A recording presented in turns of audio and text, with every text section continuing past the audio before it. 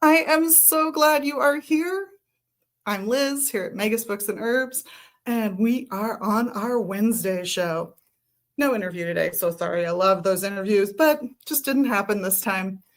But I do have some fun stuff to show you. First, what are we wearing? These are some of Tracy's rings. I've got Appetite and Carnelian. These are rough cut. So they've simply been set as a rough stone. So think about joy and sunshine and happiness and openness, and you've got the essence of these two beautiful stones. And what am I drinking? You know what? I didn't have time to make tea. I'm just drinking water. That's all I got. That's okay, though. I'll get some tea in an hour. In the meantime, I thought I would show off some of the newer and classic tarot decks we've gotten in. Very excited about some of these. So Tezuka Tarot is a relatively new one. Isn't it fun? I like this one. It's a Los Scarabeo deck. So, it's been imported by Llewellyn Publishing to the US. They are the ones who bring that in. And it's a beautiful deck. Let me show you. It's manga inspired, obviously, but let me show you the lighting. There is a close-up of the cards that are on the outside of the box that you can easily see. This is the full kit, so it comes with a full book explanation. And that's most of what I brought you. Now, I had heard that these might be going out of print, but I still have a few of the David Bowie-inspired Starman Tarot. If you have not checked out this deck, it's totally worth checking out. It's gorgeous. I'm even just showing you the side illustrations and things. It's just a beautiful deck. And it was designed, if I recall correctly, I'm just trying to scan through the back here, by someone who really actually knew the guy. It's David DeAngelis. And it's inspired by the artworks that he created for David Bowie. So very David Bowie deck, gorgeous deck. I think I might have one of the plain deck left, but I've got one or two of the kits left. So totally worth coming and checking out if you're a Bowie fan. This one's a new one. This is called Unbridled Spirit. And the focus actually is on horses, connecting to horses, how to read horses. If you love horses, horse riding, or just horse imagery, this is a beautiful deck. It's really well designed. It actually makes sense when you look at the cards and how they've arranged them and what they've done with the artwork for them. Just lovely. And another one we got in not too long ago that I'm liking for its scaled down simplicity is the Radiant Tarot. See, the artwork is not cluttered with a lot, but it's still full and lush and communicates the concepts behind each tarot deck really nicely. So this one's a beautiful one. Unbridled Spirit's a beautiful one. Starman is, of course, gorgeous. And the Tezuka Tarot is just fun. I also wanted to bring this little box in. This is a kit. It feels like I grabbed the empty one, which is fine because they're all sealed except for the empty one.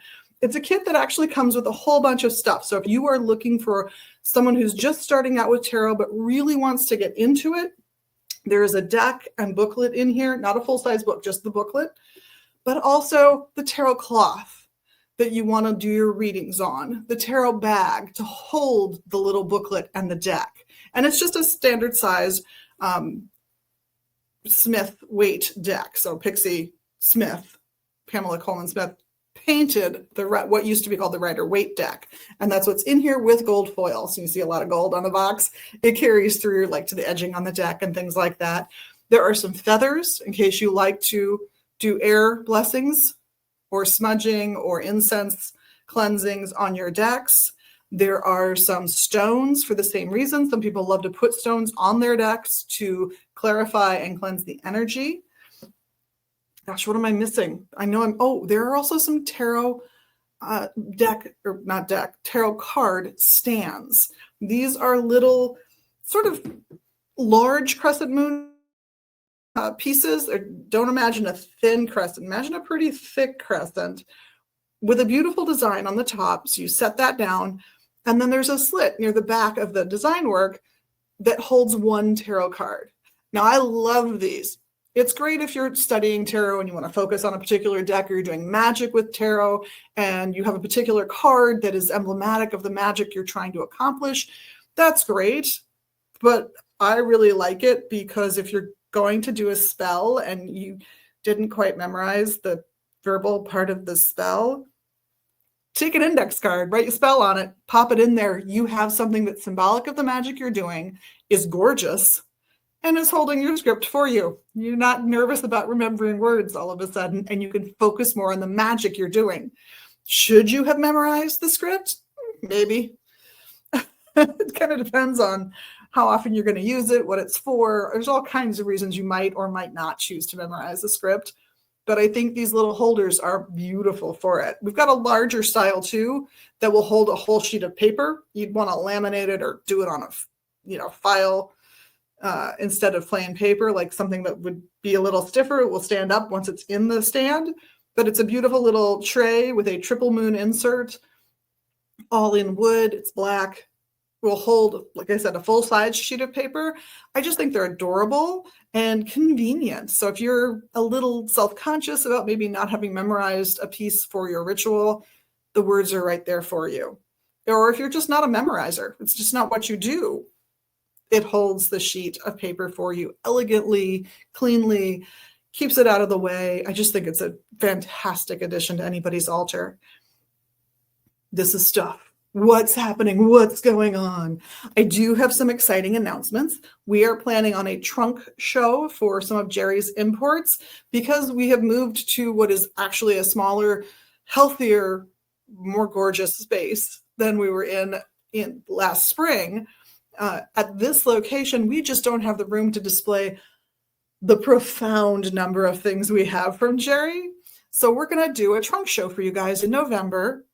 You can come in if you know anyone who likes the hats, the scarves, the bags, the bobbleheads, the stuffies. They're like filled with little beans or something along those lines. The tiny little dolls. There's a couple of voodoo dolls. Oh, what am I missing? I know I'm missing stuff. There are belts. There are mittens. They're fab. And the mittens, by the way, are fantastic. They are fleece lined. And then they're wool knit over that. They're so comfy. And there might be some gloves left in there. There might be some gloves that are also mittens. So they're fingerless gloves that have the cap and the mitten topper on them. They're just divine mittens. But we'll have all of Jerry's stuff out here in the classroom, this room that I'm in now. And you guys can come and get that perfect scarf for that friend of yours. Get that purse. Get that little I bought a purse for my little, at the time, 5-year-old niece. She loved this thing. It was fantastic. Added a little coin purse that she could put in the purse that I got her, which is a little felt job. Big hits, big hits. Absolutely loved it. So whether you're shopping for little kids or grown-ups, there's good stuff in Jerry's collection, and we'll be doing that in mid-November, so be on the lookout for that. But before that, next month, later this month, it's already September, oh my goodness. Later this month, I will be interviewing Emrys, who is the gentleman who makes the wooden magical boards that we sell here. We're talking about like the Enochian communication board, ceremonialist pieces. He really strives with his work to set you up, if you're going to get into ceremonial magic, to be able to do it smoothly, cleanly. There's even scripts partially carved into some of these boards for the ritual you're most likely to use them for. He's even got a board that allows you to change out who you're working with. It's got 3 spots for whose power you're calling on and 3 spots for whose power you're enacting. Fantastic. You want to use this kind of visual help with your magic, but you're doing Celtic deities? That's great. Put them on the board. There is a spot for them on that spirit board. It's fantastic. Well, that gentleman has a book coming out. And it is all about ceremonial magic, how to use it effectively, efficiently, wisely. And we're going to do the book launch here at the shop next month on the Friday the 10th. And I'll be interviewing him coming up later this month on this program. So if you want to see him, hear what he's got to say about ceremonial magic, how useful it is, how easy it can be to operate in. Because I know one of the intimidating things about ceremonial magic is this idea that I have to have all of these very precise things and everything must be absolutely perfect, or I can't do anything. It is definitely a system where you can easily let perfection impede progress. And he has gone way out of his way to help remove the impediment of the need for perfection. It's practical, it's down to earth, and it's eminently useful. So I recommend the book. I do have an uncorrected proof. I've been perusing. I've enjoyed it. It's good. And I recommend his boards as well. The altar plates, the talking boards, there's all kinds of wonderful things. He's got pendulum boards that are smaller. And these are substantial, by the way. These are heavy wooden pieces, machine carved, and then hand finished by him. Absolutely outstanding work. So those are the two big events coming up. We've got a whole bunch of normal things coming up. I want to say that there is a new coven that's going to be coming in and teaching their introductory courses. It'll be familiar faces, but a new group. They'll look like they'll be starting probably sometime in November. We're firming up those dates now. And then there's another group that's probably going to come in and be offering some similar coursework, some sort of 101s. You can check out a couple different groups, which I love. I love giving you guys options and helping people find what truly fits them well. There are also, of course, Nooch's Tarot Lab class coming up. Do sign up for that one in advance because seating is limited. She packs this room every month. Even during the Super Bowl, we had a large number of people here, more than I thought would be here during Super Bowl weekend. So definitely, if you're interested in Nancy Antonucci's Tarot Lab, sign up for it. Make sure you got a spot. But that is a by donation class, and it happens, I believe it's on the second Sunday of the month, but you can find the details on our website, magusbooks.com. That's magusbooks.com. Beyond that one, though, if you are ready to start reading those palms and get your palmistry on, Chris is amazing. He will not be able to resist reading your palm during the class. He just so much loves palmistry. He's so fascinated by palmistry, and his depth of knowledge on it is breathtaking. And he teaches 3 classes on the 4th Sunday of the month, one after another, and none of them are prerequisites for each other. So you can jump into that tiny merry-go-round of 3 classes whenever you're ready. I have good friends who have loved his class, have taken them twice on purpose. There is so much information. It's a dense class. I'm going to take it a second time and been happy to have done so. Been really gratified by the experience of the second swing around. So even if you've taken his classes before, it can really make a difference to your understanding of palmistry to come back and retake. They're fabulous. We also have I think it's the second or third Saturday of the month. Again, magusbooks.com will get you the details. Adam's astrology program is, I think, at 3 or 3:30 in the afternoon. Fantastic. Like Nooch, like Chris, Adam's fascination with his method of divining the meanings of the mysteries of the universe is absolutely breathtaking. He really knows his stuff. He has studied hard. He has studied deep. He has studied under specific astrology. Their perspectives worked into his own as well. So come down and check out that class if you want to get your astrology started. They're fabulous.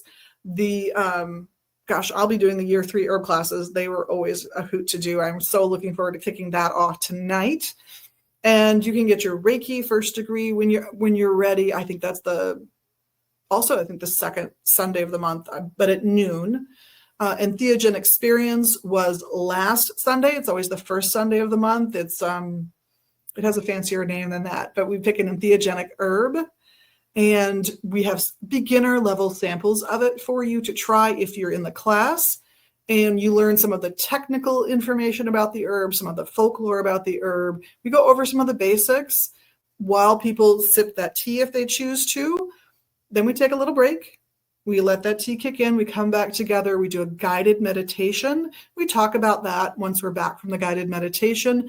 But that meditation is designed to help you really push that beginner dose experience as far as you can so that you can determine how effective this particular entheogen is for you.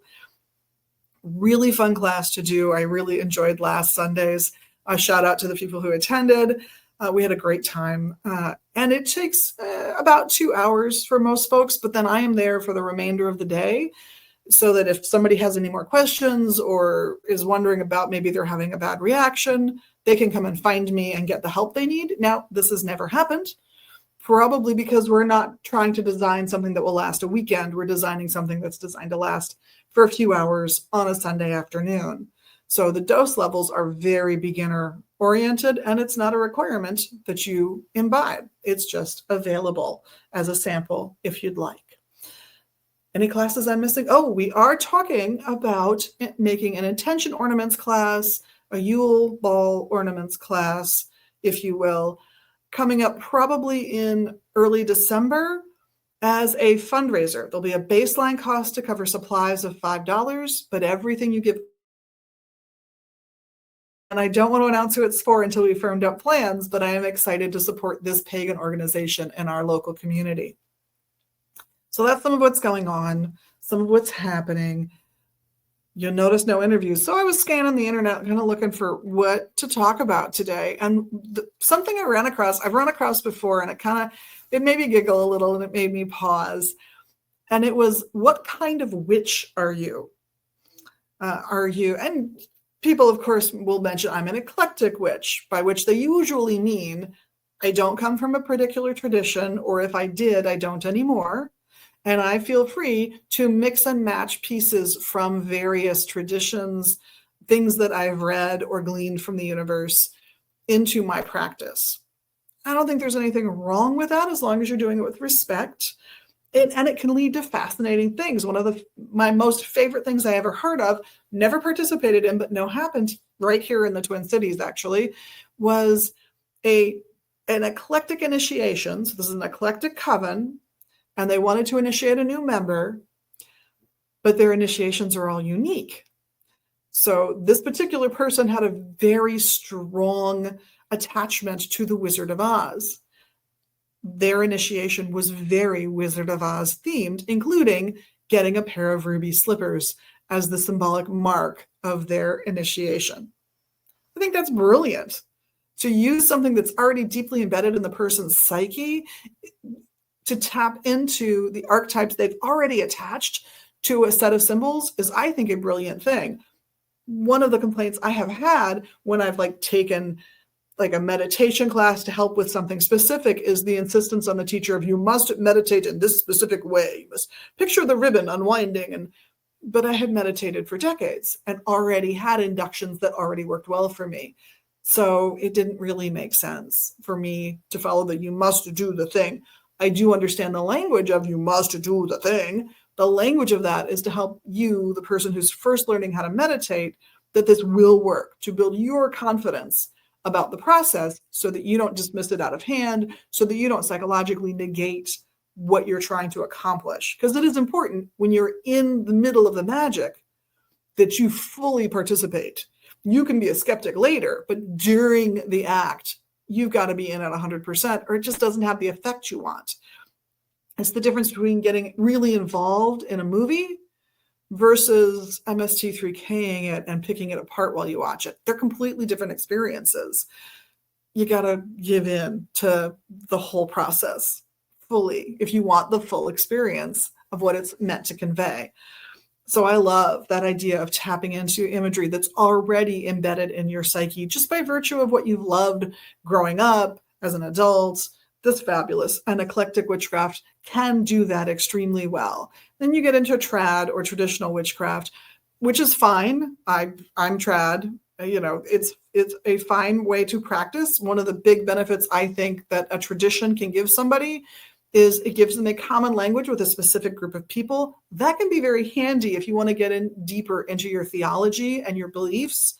If you're already if you're not having to establish vocabulary to have the conversation because you already have jointly, each of you has acquired roughly the same vocabulary by virtue of being in a tradition. The other big benefit I see to traditional witchcraft is the repetition. For some people, this would be like the worst thing in the world, and they should go be eclectic witches. There's a space for them. It's fabulous. But I find if I am casting my circle in the same way every time, I pay less attention to what I'm saying and more attention to the magical energy that's flowing underneath those words. I find that beneficial. So this is one of the reasons part of my practices include a traditional form of Wicca. But I was listening to other people talk about this online while I was getting ready for the day here. And it was interesting because one of the ones that came up was coven witch. And this would apply to eclectics. It would apply to traditionalists. It really doesn't matter. If you're a coven witch, the thought was most, if not all of your practice is within one coven.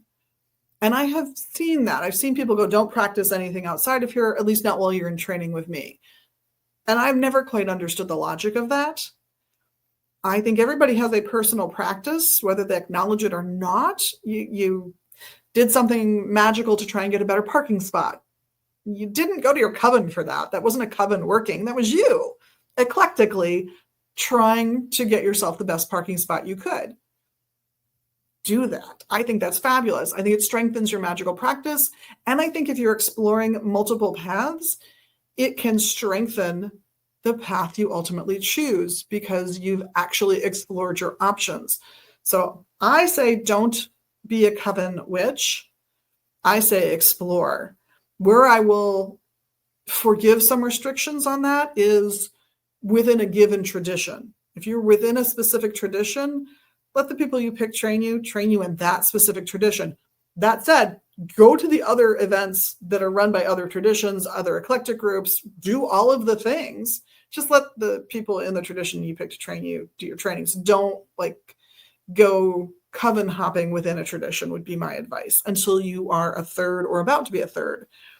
Then I think it's important to do that because you want those other perspectives before you start teaching or doing those more advanced workings that people have trained up to do by the time they've worked their way through a tradition. Then there is the dreaded baby witch. Are you a baby witch? You have no experience. You have experience. You have done rituals all of your life, and you have done magic all of your life. What do I mean by rituals? Well, ritual, that's just it. Rituals really broadly defined. Rituals are ceremonies. They are practices. So they can be as mundane as the fact that you brush your teeth every morning. Oh, please tell me you brush your teeth every morning. Please tell me.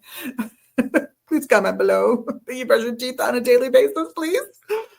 They can be rare and involved ceremonies like wedding ceremonies. That's a ritual. So you have done rituals your whole life. You have been through the ritual of going to school. Even if you're 12, you have been through the ritual of going to school. Your version of the ritual might have looked like getting on a school bus. Your version of the ritual might have looked like walking to school. But they're all going to involve listening to your teachers, doing homework, getting work turned in on time, asking questions, and the socialization that you learn in that setting. So I don't think you're a baby witch. I really don't. Are you a pre-initiate? Sure. In particular religion? Yeah. Are you a first degree or a second degree? Sure. But that doesn't denote immaturity. It doesn't denote incapacity. It doesn't denote that you can't.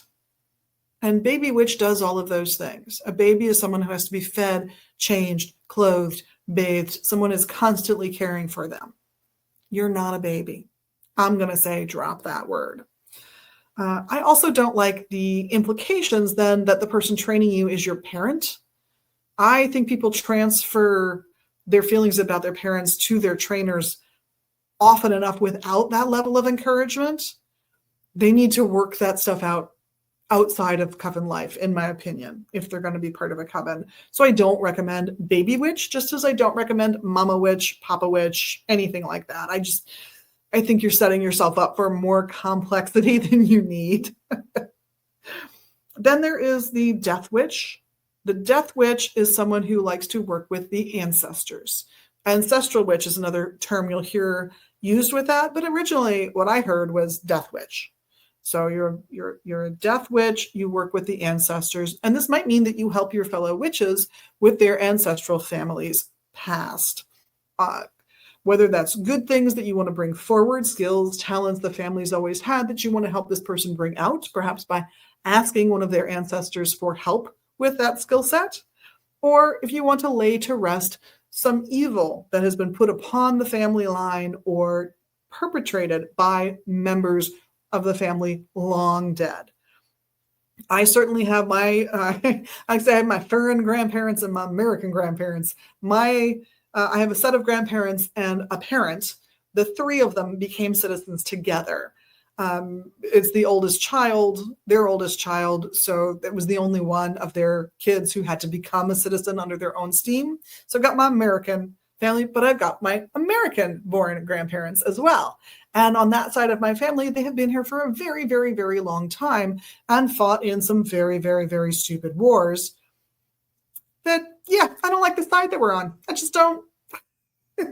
So a little maybe ancestral taint from some of the philosophies and actions of some of those people in the past. Some definitely did not have those philosophies, but some appear to might have had them. And so let's clear that up.